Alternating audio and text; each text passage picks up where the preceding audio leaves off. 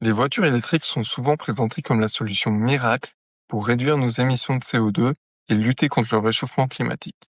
Mais derrière cette transition énergétique se cache une réalité bien plus complexe. La fiscalité sur l'énergie est en train de devenir un véritable casse-tête pour les finances publiques. Avec la montée en puissance des véhicules électriques, une question se pose. Comment compenser les pertes colossales de recettes fiscales issues de la TICPE, cette taxe sur les carburants qui finance aujourd'hui une grande partie du budget de l'État? Et surtout, quelles contradictions émergent entre ambition écologique et réalité économique? Dans cette vidéo, on va analyser ces paradoxes et essayer d'y voir plus clair. Vous allez y découvrir pourquoi la fiscalité énergétique pourrait bien être le prochain grand débat de société. Commençons par le commencement. Qu'est-ce que la TICPE? C'est un acronyme pour Taxe intérieure de consommation sur les produits énergétiques. Elle s'applique à tous les produits énergétiques, que ce soit le gaz, le fioul, l'électricité et surtout les carburants. En 2023, elle a rapporté plus de 29 milliards d'euros de recettes fiscales pour l'État, ce qui la place en quatrième position des recettes, pour environ 10% du total.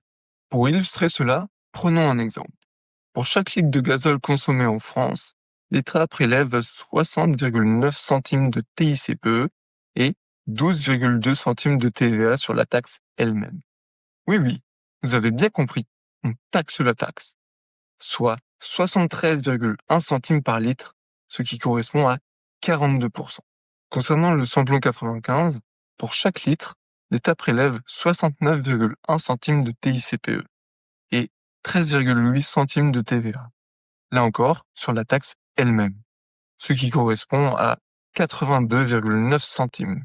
C'est colossal et aussi problématique, parce que si les voitures thermiques disparaissent peu à peu au profit des véhicules électriques, les recettes de la taxe, elles aussi, disparaissent. Vous voyez déjà l'enjeu, non? À première vue, la transition vers des voitures électriques semble être une excellente nouvelle. Ces voitures consomment de l'électricité à la place du carburant fossile, ce qui devrait théoriquement réduire nos émissions de CO2. Mais il y a un problème, la fiscalité. Prenons les chiffres. En moyenne, une voiture électrique consomme 17 kWh pour parcourir 100 km, ce qui représente seulement 66 centimes de taxes, TICPE plus TVA. En comparaison, une voiture diesel consomme 4,4 litres pour 100 km, ce qui rapporte 3,21 euros de taxes. Et une voiture essence, c'est encore plus. Elle consomme 5,6 litres pour 100 km et rapporte 4,62 euros. Cela signifie qu'une voiture à essence rapporte 7 fois plus à l'État qu'une voiture électrique. Et si l'on projette ces chiffres à l'ensemble du parc automobile, l'électrification complète aura pour conséquence une perte potentielle de 25 milliards d'euros de recettes pour l'État. C'est absolument colossal. Pour rappel, le Green Deal européen interdit la vente de voitures thermiques à partir de 2035.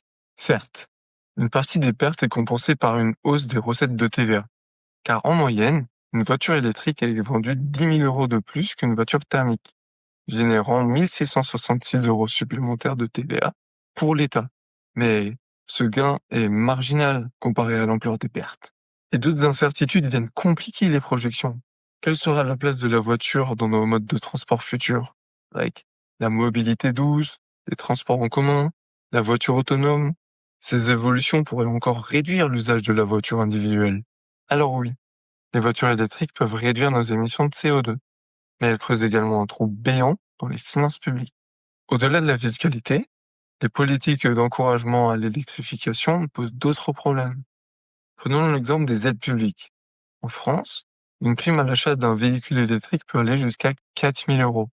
Mais pour l'État, cette dépense dépasse largement les recettes supplémentaires issues de la TVA. Ce phénomène ne se limite pas aux voitures. Regardons MaPrimeRénov', qui encourage la rénovation énergétique des logements. Ces aides diminuent la consommation d'électricité et de fioul, ce qui diminue également les recettes issues de la TICPE.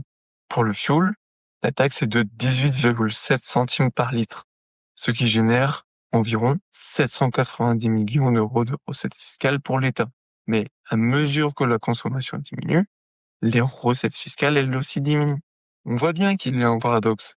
l'État dépense pour des solutions qui vont lui rapporter moins d'argent. Alors pourquoi ne pas augmenter la TICPE sur l'électricité pour compenser? Ce serait compliqué. Une telle mesure serait très impopulaire.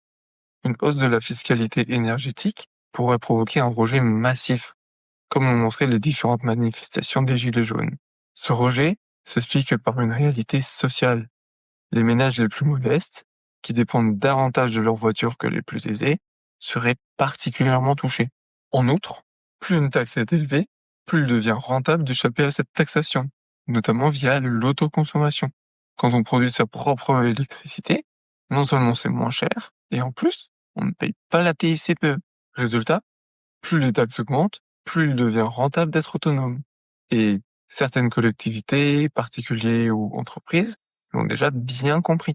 Des supermarchés ont installé des panneaux solaires sur leur parking pour alimenter leurs magasins. Certaines communes, comme celle de Mutterscholz, en Alsace, ont installé des turbines hydroélectriques qui couvrent leurs propres besoins en électricité. Toutes ces initiatives sont écologiquement vertueuses, mais elles privent surtout l'État d'une partie de ses recettes fiscales. C'est un cercle vicieux.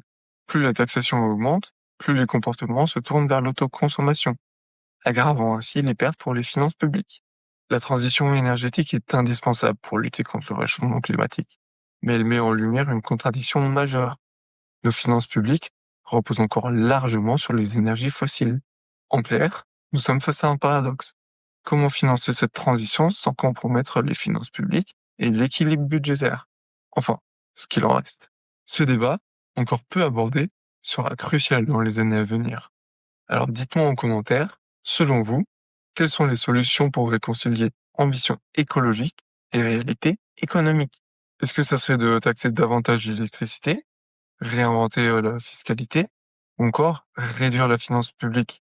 Mettez-moi tout ça en commentaire. Si cette vidéo vous a éclairé, n'hésitez pas à la liker, à vous abonner et à la partager. Ensemble, on peut éclairer ces débats cruciaux pour notre avenir. Merci d'avoir regardé et à très bientôt.